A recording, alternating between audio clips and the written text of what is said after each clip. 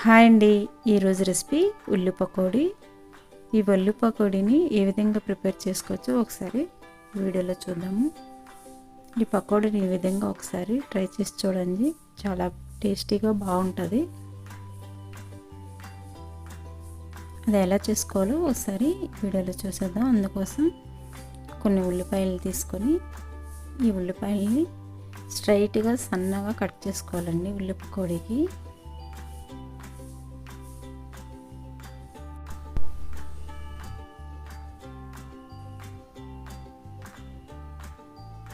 చూడండి, ఈ విధంగా సన్నగా స్ట్రైట్గా కట్ చేసుకోవాలి ఉల్లిపాయని.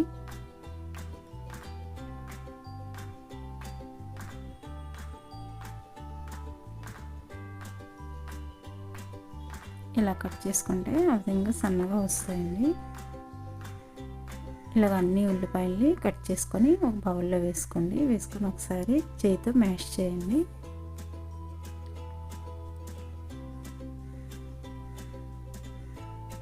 ఇలా ఒకసారి మ్యాష్ చేశాక ఇందులో ఆయిల్ అండి, ఇది వేడి ఆయిల్ని కొంచెం వేడి చేసుకుని వేసుకోండి.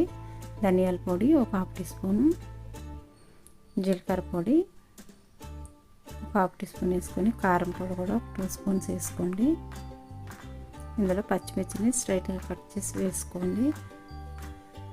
అల్లం వెల్లుల్లి పేస్టు ఒక 1/2 టీ స్పూను, సాల్ట్ అండి, సాల్ట్ తగినంత వేసుకోండి ఒక 1 స్పూను.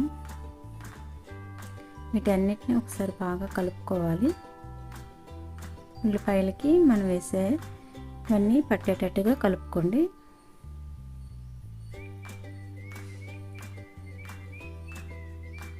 చూడండి, ఈ విధంగా కలుపుకోవాలి.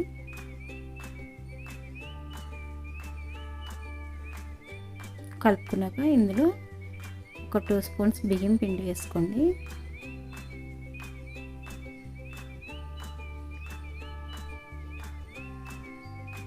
బియ్యం పిండి వేసుకున్నాక ఇది శనగపిండి అండి, శనగపిండి ఒక 1/2 కప్పు పడుతుంది.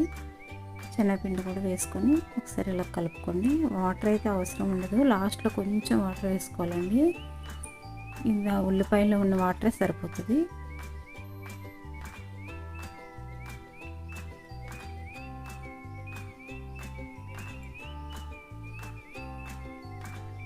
చూడండి, ఈ విధంగా కలుపుకోండి.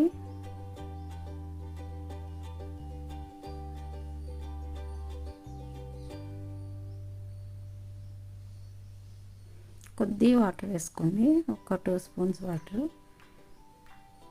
ఈ ఉల్లిపాయలో ఉన్న వాటరే సరిపోతుంది, వాటర్ అవసరం ఉండదు. చూడండి, ముద్దను ఇలా ప్రిపేర్ చేసుకొని పక్కన పెట్టుకోవాలి. ఇప్పుడు వీటిని ఆయిల్లో వేయించుకోవాలండి. అందుకోసం స్టవ్ పై ప్యాన్ పెట్టుకొని ప్యాన్లో డీప్ ఫ్రైకి సరిపడినంత ఆయిల్ వేసుకోండి.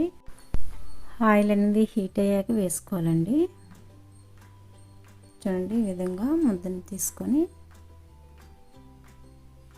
చేతిలో ఇలా తీసుకొని ఇలా వేలుతో ఇలా కదుపుతూ వేసుకోవాలండి పకోడీ అనేది.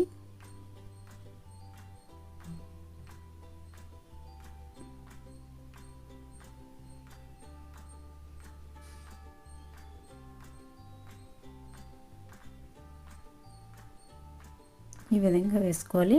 వెంటనే కదుపుకోకండి, వీడిపోతుంది ఉల్లి పకోడీ కాబట్టి కొంచెం వేడెక్కాక కలుపుకోవాలి.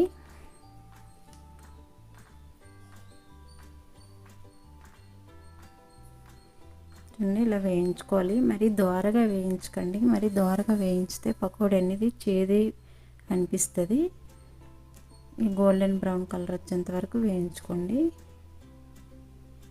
వేయించుకున్నాక ఇలా తీసి ఒక బౌల్లో వేసుకోండి.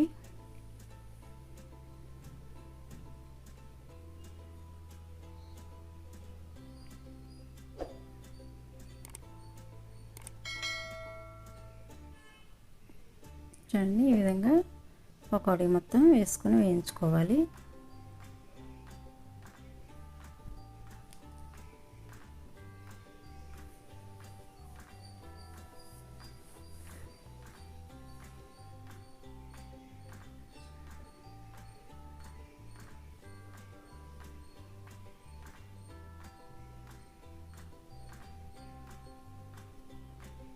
వెంటనే కదుపుకోకండి, వెంటనే కదుపుకుంటే అవి వీడిపోతాయి.